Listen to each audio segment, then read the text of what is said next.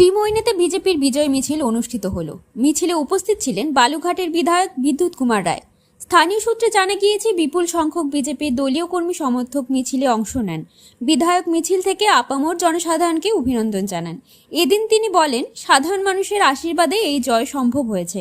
আগামী দিনে এলাকার উন্নয়নে সবাইকে সঙ্গে নিয়ে কাজ করার আশ্বাস দেন তিনি।